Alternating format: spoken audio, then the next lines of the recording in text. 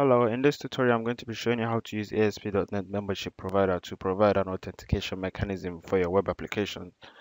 So what it does is it provides your user with a platform where they can create an account, log in, log out, and also recover forgotten password. The first thing we need to do is create a new project by clicking on File, New Project, which I'm going to be selecting Visual Studio 2012 and ASP.NET Web Form Applications. Then I click OK. Now I'm just waiting for Visual Studio to create a project for me. By default, Visual Studio creates a number of files for you which you might need in the project, but for this project we're not going to be using any of them, but we're going to be creating our own files. And also, for those of you who are not familiar with Microsoft Visual Studio, I'm just briefly going to talk you through my layout. The toolbars I use frequently, the ones I have on my screen. So the first one is my Server Explorer, which I use to access my database. The toolbox, which contains tools you can add to your project. My Solution Explorer, which contains all the files in my project, and the property. If any of this tab is missing from your window, you can always get them by clicking on View and select the tab you want to view here.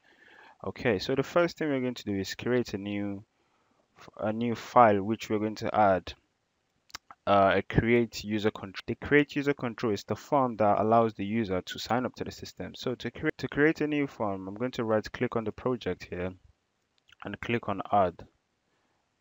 After clicking on add, I'm also going to click on new item. From new item, I'm going to select web form and press, and let's just rename this to register and then click add. Okay, so our register form has been created, and from my toolbar I'm just going to search for create user wizard, which I'm going to drag onto my web page. Just something you should note, this form is very important and you shouldn't take it out even though you're going to take out every other thing in the project. Okay, now I have a user control. I'm going to save this project and then run this page in a web browser. There are two ways I can open this file in a browser. The first way is by clicking on the debug button here, or by looking for the file and right clicking and click view in browser. Also, this panel down here is what shows you what happens in your application every time you build your application, so you can check for error lists and output. It says the build is succeeded, so I can easily just go to the browser and the page should. There you go, my page is now loaded and I have a small registration form which was added using the create user wizard. I'm just going to fill in this registration form by putting a username. Let's just, for the sake of this project, let's use Tayyib for my username. Something simple for my password. Confirm password has to be simple as well, and email.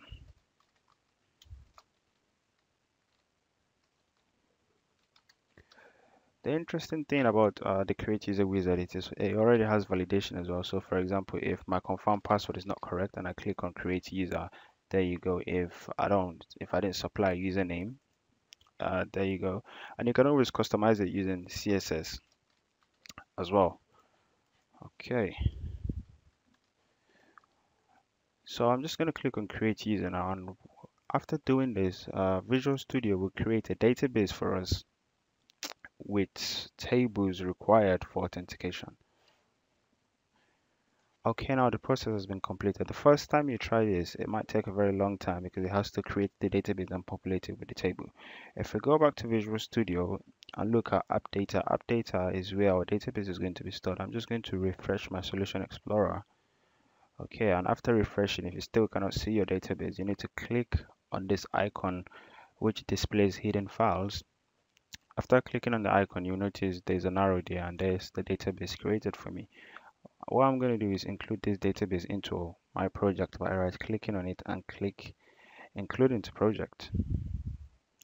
If I check the content of this database using Server Explorer, you will notice it already has a few tables inside, and in one of those tables you find the credential of the account I just created without the password because the password is encrypted by default. Okay, show table data, and there you go, my username is there. so the account has been created. You can create as many accounts as possible and it will just automatically fill them up for you. So from the very first step till now, we haven't done any coding. All we've just done is drag and drop.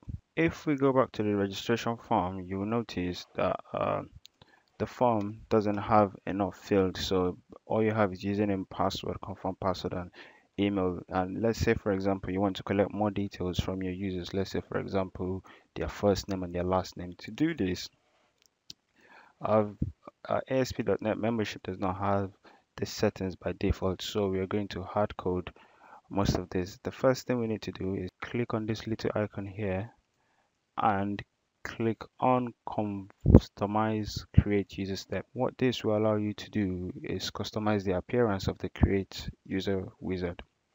So these are the text boxes here. You shouldn't really delete any of these because they're very. So now I'm going to add two more text boxes which will allow the user to input their first name and last name. The first step is to create a new table row. I'm creating a table row because I'm just following the existing format. You can always use something else. You can get rid of the tables entirely. It's completely up to you. The first thing I'm going to do is come to my text box, look for a label, and a label. I'm just going to change the text to first name and search for a text box as well and drag it here and change the ID to first name so I can easily identify it. The label is just an indicator to let the user know what goes into the field where it has no use programmatically. So I'm just going to copy this and paste it and change the ID of the text box to last name again and the text of the label to last name.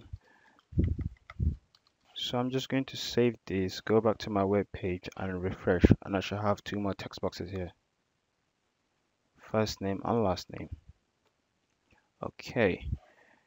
So now if you put in your first name and last name, it wouldn't save in the database because the system doesn't know what to do to it. So now we also need to create a new table where we're going to save the first name and last name. To add a new table, I'm going to right click on table, add a new table, and I'm going to call this table user details.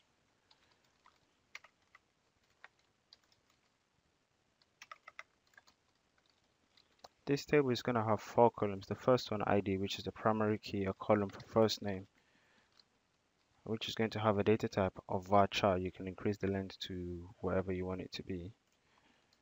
Another column for last name, which is also going to be varchar 50. And the last column, which is going to be a foreign key to the user table. I'm going to call this user ID.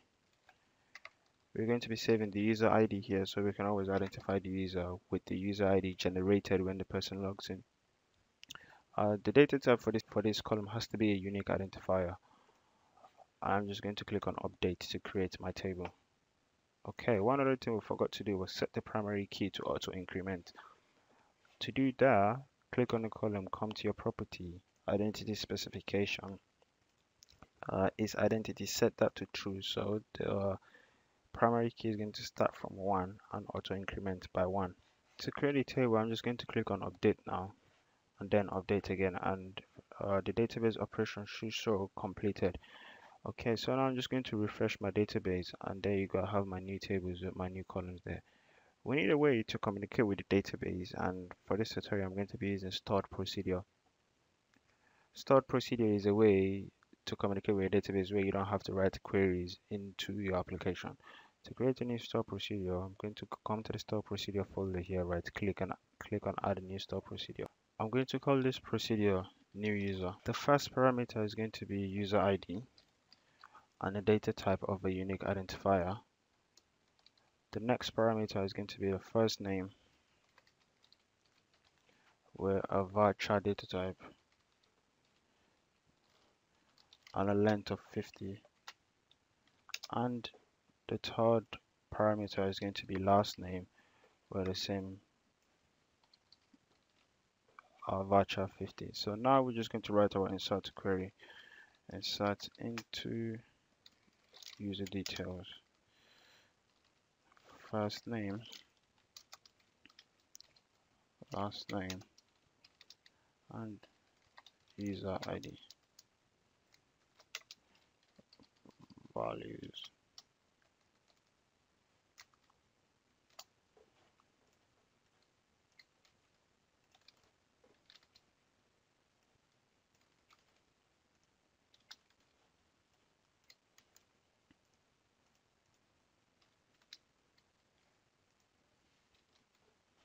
Okay, to create this procedure, I'm just going to click on update now. There you go, it's been created. Refresh on your store procedure folder, and there you go, we have our procedure. So now we're going to go back to our registration file and click on the code behind. In our code behind, the first thing we need to do is get the connection string of the database created for us. To get your connection string, you can easily go to web config, and there you go, that's your connection string here by the name default connection. To use the connection string in this project, the first thing we're going to do is string connection string is equals to configuration manager dot connection string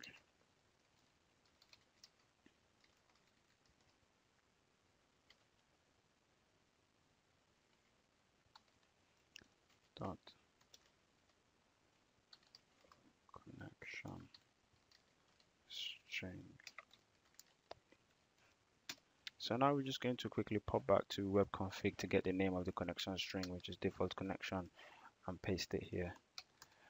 The reason this is showing error is because we need to import system configuration. To import system configuration, right click on connection manager, click on resolve using system configuration. Okay, there you go. We're going to save that and go back to our registration file. In the registration file, to create user wizard, and we need to add on created user. There you go. Just press equal to, and this will automatically come up. Click on create new event. Save this and go back to our code behind. After creating that, you notice this is automatically generated for us, and this is the part where we're going to be adding the user to the database. So if the user should get to this step, it means the user detail is already added to this user table. The first thing we need to do is get the user ID of the newly created user. So the user is created, we just need to add the first name and last name to the user record. To get the user ID, we're going to use membership.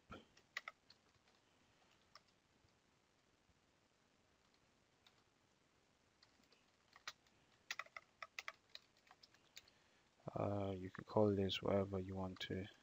New user, so that's the membership dot get user.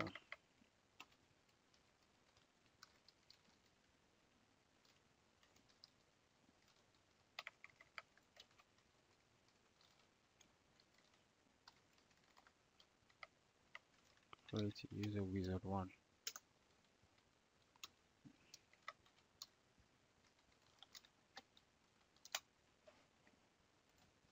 The reason this is showing red is because we haven't imported, and so to do that again, we right click on membership, click on resolve using system web.security, and that error is gone. Another thing we need to do is give this is actually where we're going to get the username from.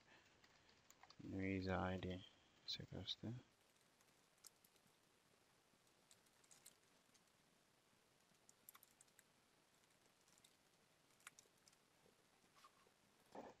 The next thing we need to do is get the value in the first name and last name text box.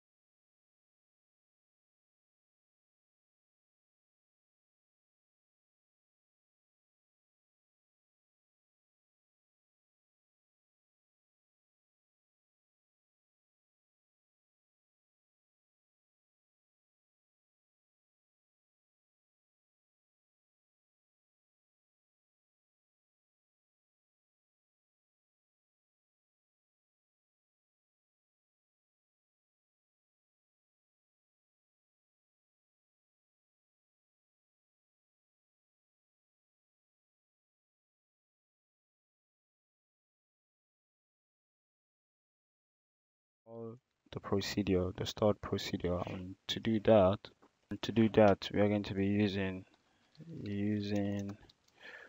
uh, SQL connection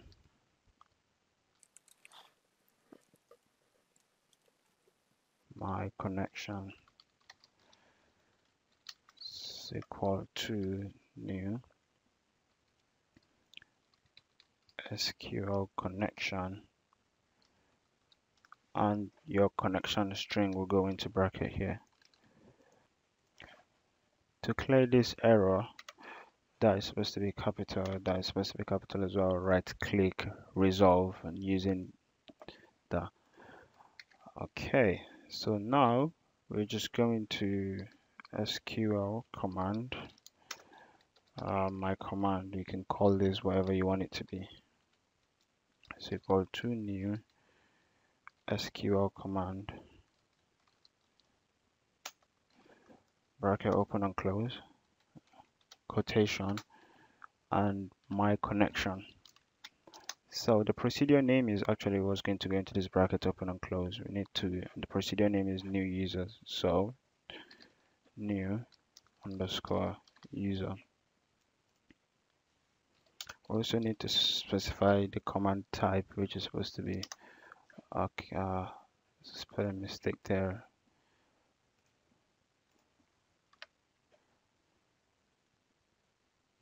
My command dot command type is equal to command type dot stored procedure.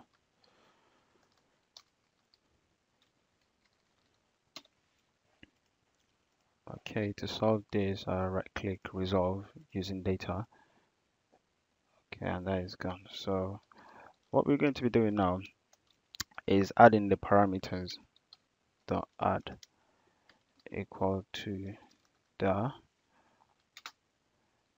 SQL data type, and the data type was varchar dot value is equal to, what's going to be going here is the first name. Copy paste first name dot text. Remember, we're getting the text from that value, so we need to add the text in front of it. And what's going to go here is the name of the parameter here, which is first name. So here I'm just going to type in first name. I'm going to copy this 3 times. I'm going to copy this and paste it 2 more times, one for last name and one for user ID.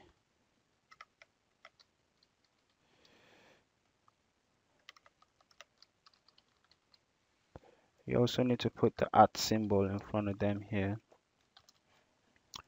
and last name. So I'm just going to copy that, put it here, and user ID, I'll copy that as well and put it here. Okay, the data type for user ID, if you remember, we didn't use varchar, it's going to be unique identifier. Unique identifier. There you go. So now what we're going to do is open the connection, which is my connection dot open, and then execute the command, execute a non-query, and we need to close the connection as well.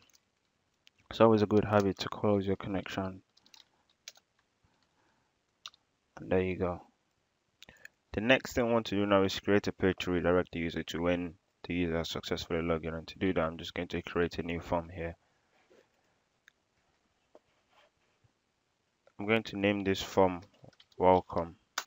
I'm just going to add some content in this welcome page. So hello, and to get the username, you can look for control login name here and just drag it here.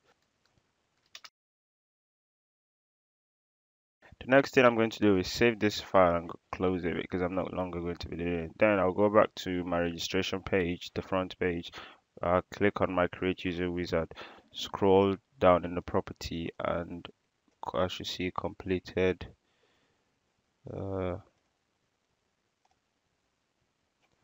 in continue destination page URL, I'm just going to click on this arrow and select the welcome page which is created. So now I'm just going to build this project again and view it in a web browser. Okay, and register, view in web browser. So our registration form is here. We'll have the field for first name and last name which you created, and every other thing was created using ASP.NET. The secret question and answer is actually for password recovery. So if the user should lose their password, they can always get their password back by filling in these questions.